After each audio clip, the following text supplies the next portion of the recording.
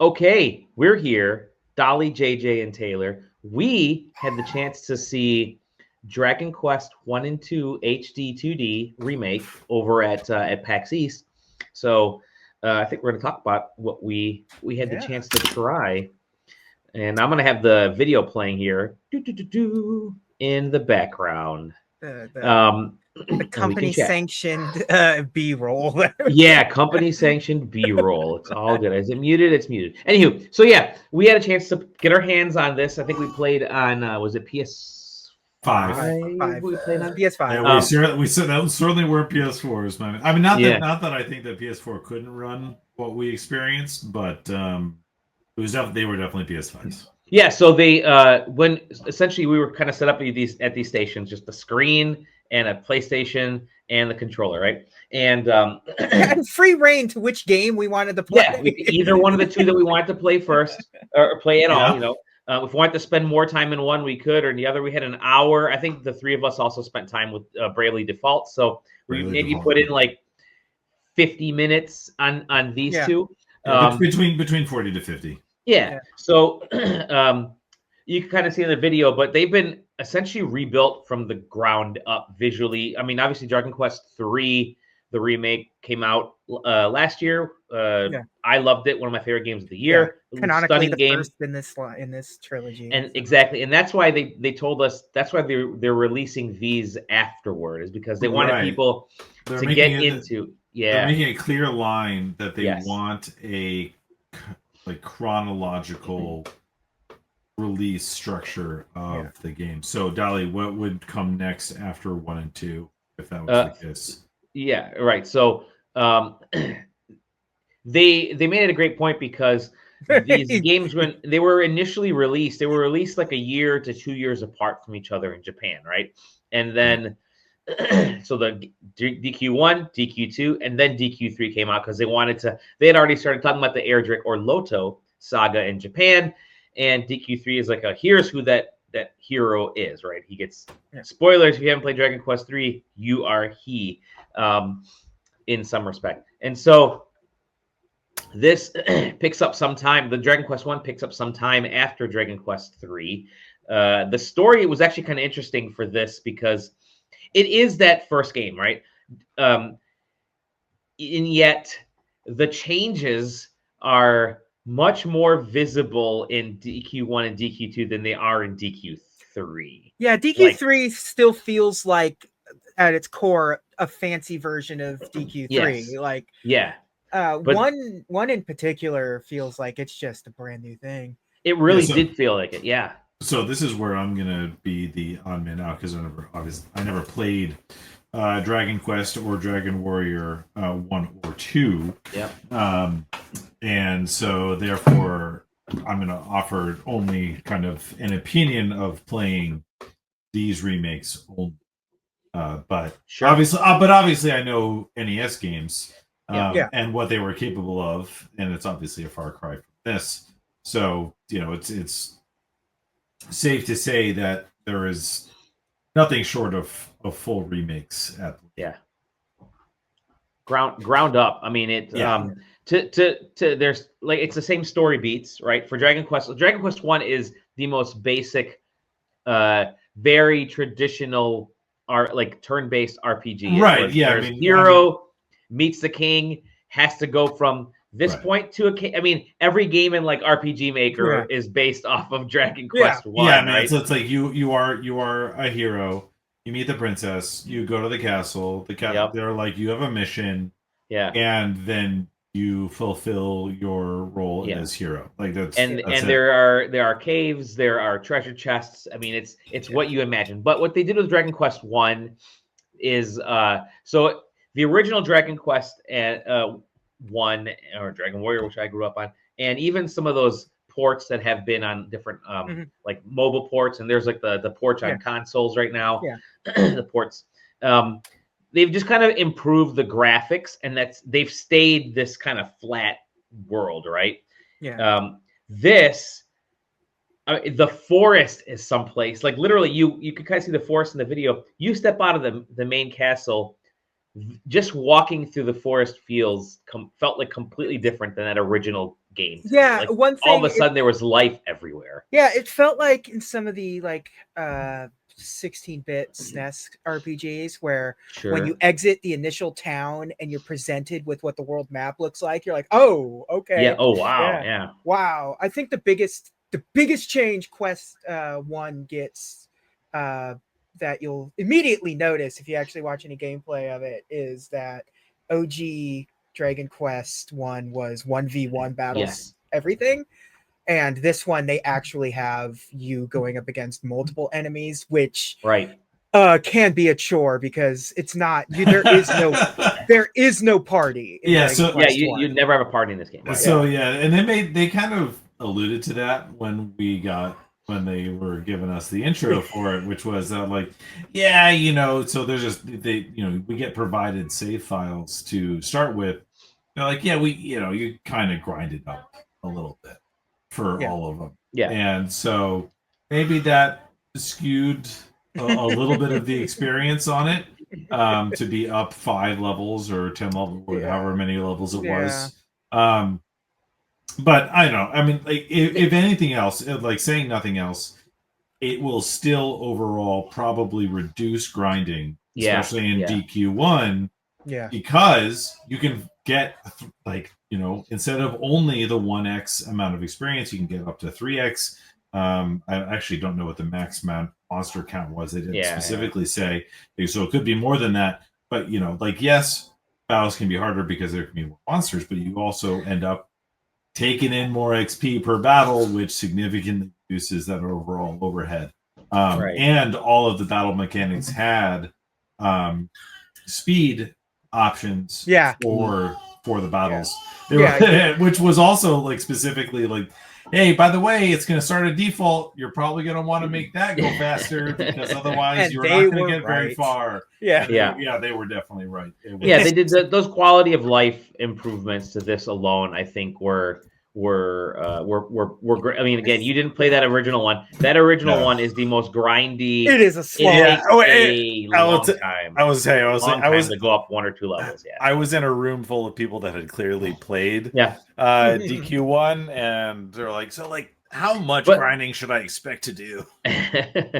But yeah, so I mean, the battles actually felt even. Again, just coming off of Dragon Quest 3, the battles against these groups of enemies, it never felt like we didn't come across any battles where there was like 8 enemies or 7 enemies. It was always like 1, 2, 3, or 4, type of stuff.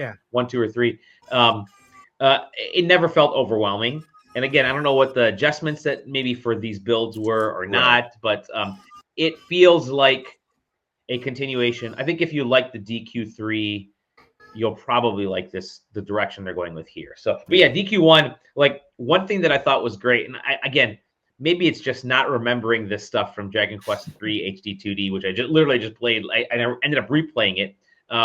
Is in this version for DQ1, just the shifting of the world, like the height, like you're walking out of that first castle in DQ1, and there's like the play field isn't just a flat plane. Like you're going up and down over hills, and you can see stuff in the distance, and then stuff disappears behind the hill. Very cool. The topography was very interesting. And then, I think just there are other kind of cool things, like they're doing more to tie it into that original game, because Dragon Quest 3 into that story, because while there isn't, and we don't know the actual story details, but there are scenes and there are aspects added to this that definitely tie into like that. Our first mission was you got to go to this cave and find whatever. You got to find Erdrick's thingy-mabobber, right? And I forget what it is in the original game. But so you go to this cave, and there were other adventurers there, already that were looking for the same thing. I don't remember that from the original Dragon Quest. So they've definitely done stuff to sort of tie into it. Again, it's not they expanded upon an idea that was in Dragon Quest 1. Like exactly. They could now they actually can do that with better graphical prowess and because they were even saying to us when we were talking to them after, it's like power, like the 1v1 thing wasn't like a design mechanic because they thought that's what it needed to be. It's just the design restriction. Like it had to be 1v1. Correct. There was no other option at the time. Like you know, the because Dragon Quest 1 was mid 80. Ooh, when did that come out? I don't even remember. 80. I think it was 87 in Japan, but like 88 in or 89 like in the 87. US. Like we're still in the early concepts of like what an RPG, like you know, Legend of Zelda was still just kind of like this very basic, conceptually kind of thing, and then dice rolling mechanic. Yeah, and then DQ2, the section they gave us, we already had our party together. Yeah. And just like in DQ3, and Taylor, this is something that you probably hadn't experienced because you hadn't played DQ3 or some other games. But JJ, I know you and I are used to this. You can actually set if you want your party to do the attacks kind of be on their own, or manually control them, or kind of guide them in specific avenues. But yeah, you had to kind of get. I did see that. I feel like in that style of party control has been, you know, present in other games. And man, do I never ever use it. I basically utilize manual, I think, all the time. My only recollection where I didn't do it was probably Final Fantasy 12. Okay. I like I think there are times when if I just feel like grinding, because it's a Dragon Quest game, there's gonna be a little bit of grinding into it, I'm sure. If I just feel like grinding and I'm a little bit on the OP side, you know, I'm just gonna set them to do their own thing, so it's less buttons. Well, that's true. It's like I didn't play that many Dragon Warrior games, so maybe that's more of my thing, where, you know, I just wasn't playing the right kind of game to take better advantage of it. Yeah. So but so there's the section was, I think we had to go to like the dead town or whatever it was, right? Yeah, the town that was destroyed and covered with poison. Town, It was poison everywhere. We got the heads up, like buy some antidotes and go. Yeah, they're like, make sure you get a lot of antidotes. I could have sworn I bought antidotes, and then I looked at my inventory and then I didn't have antidotes, so I had to go back to the town. Then we had to take that long hook around the corn to get to the corn to get to it. And that's about where I kind of gave up on. I'm not gonna lie. I completed my demo with that one, and they're like, okay, you can. I hit that point. I hit that same point in Dragon Quest 2, JJ, where I was like, I'm gonna go check out Bravely Default 2. Yeah. It's not even like Bravely it was bad. Default remake. Yeah. It's not even that it was necessarily bad. It's just like, listen, I know I'm gonna play this game in a little bit. Right. Yeah. It was like, and also Dragon Quest. Like, if you look at them comparatively, Dragon Quest 1 gains so much more. The most. It's a whole new game. Exactly. It's just like how close to today is each game. Yeah. And despite both of them being on the NES, Dragon Quest 2 is so much closer to today's games than Dragon Quest 1 was. Yeah. That 100%. That playing the remake of Dragon Quest 1 just felt a lot different than playing the remake of Dragon Quest 2.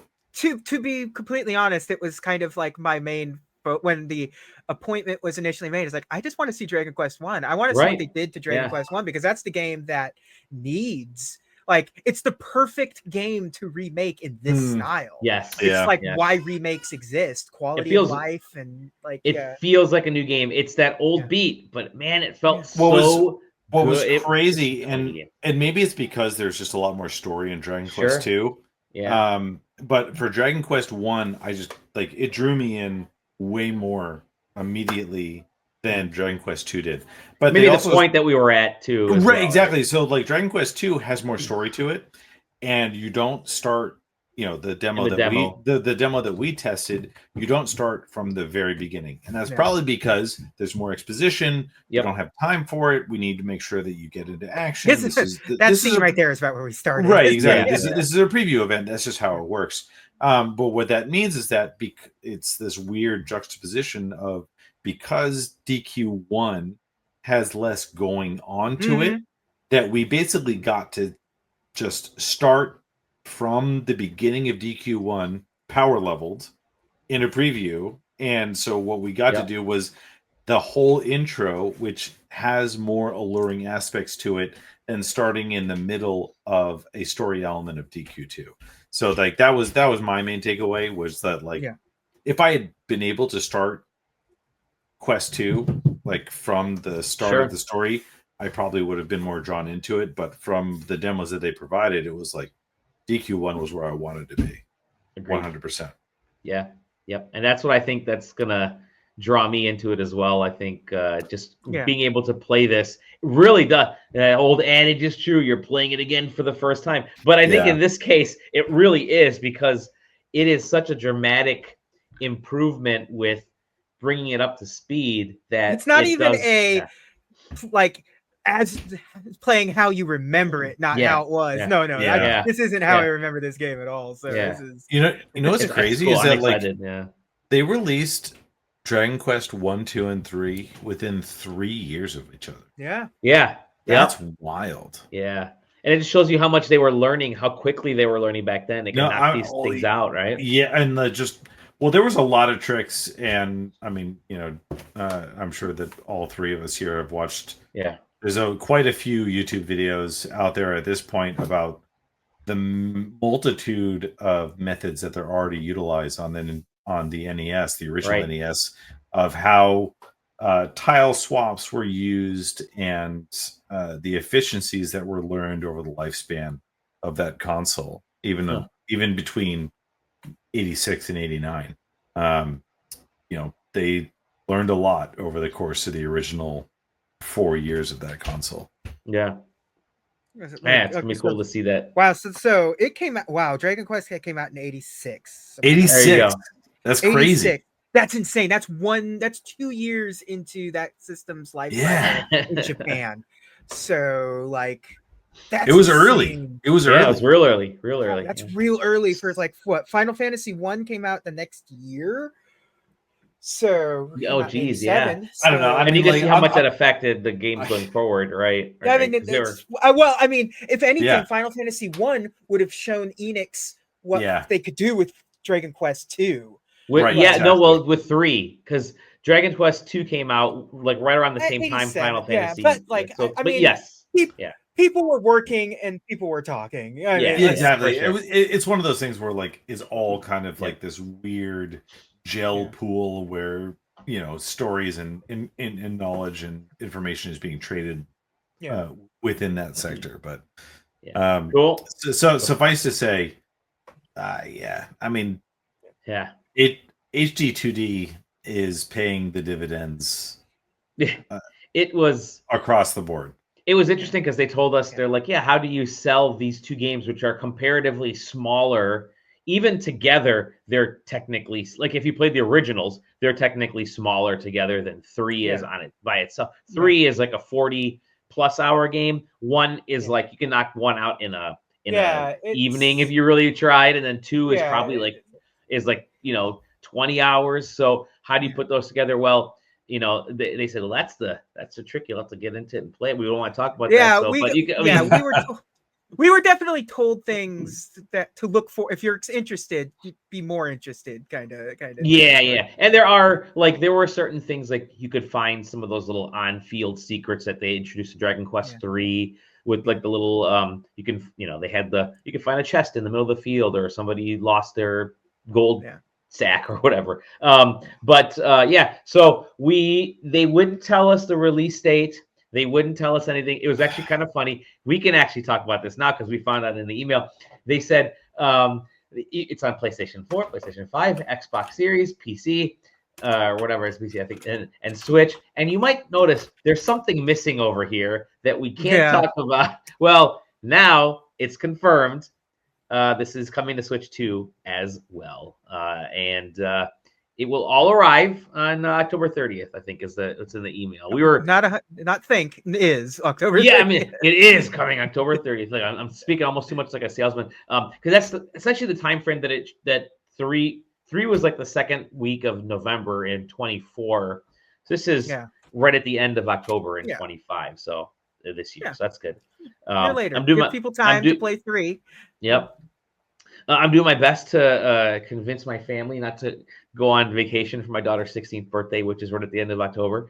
I'll be like, hey, let's push that off into like late November, early December, because I want to pick this up and play it. I'm sure it's going to play great on the Switch 2 that you're going to have. That I will have, or the Steam Deck, exactly. It'll be on your platform of choice. Exactly. On your platform of choice. So that's cool. We got gents. Thank you.